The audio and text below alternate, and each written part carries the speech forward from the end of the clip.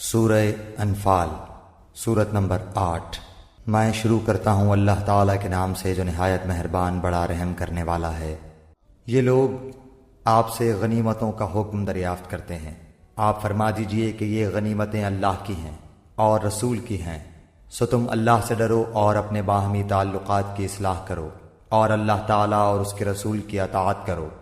اگر تم ایمان والے ہو۔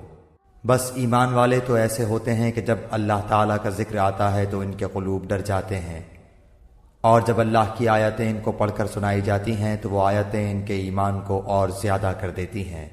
اور وہ لوگ اپنے رب پر توکل کرتے ہیں جو کہ نماز کی پابندی کرتے ہیں،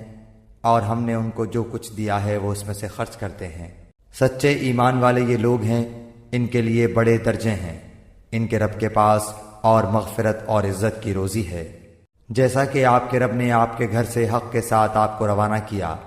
اور مسلمانوں کی ایک جماعت اس کو گراں سمجھتی تھی،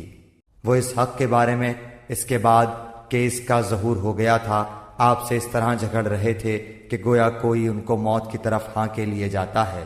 اور وہ دیکھ رہے ہیں۔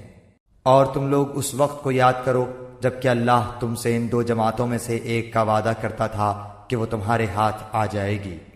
اور تم اس تمنا میں تھے کہ غیر مسلح جماعت تمہارے ہاتھ آ جائے، اور اللہ تعالیٰ کو یہ منظور تھا کہ اپنے احکام سے حق کا حق ہونا ثابت کر دے اور ان کافروں کی جڑ کاٹ دے، تاکہ حق کا حق ہونا اور باطل کا باطل ہونا ثابت کر دے، گو یہ مجرم لوگ ناپسند ہی کریں۔ اس وقت کو یاد کرو جب کہ تم اپنے رب سے فریاد کر رہے تھے، پھر اللہ تعالیٰ نے تمہاری سن لی کہ میں تم کو 1000 فرشتوں سے مدد دوں گا جو لگاتار چلے آئیں گے، اور اللہ تعالیٰ نے یہ امداد محض اس لیے کی کہ بشارت ہو اور تاکہ تمہارے دلوں کو قرار ہو جائے، اور مدد صرف اللہ ہی کی طرف سے ہے جو کہ زبردست حکمت والا ہے۔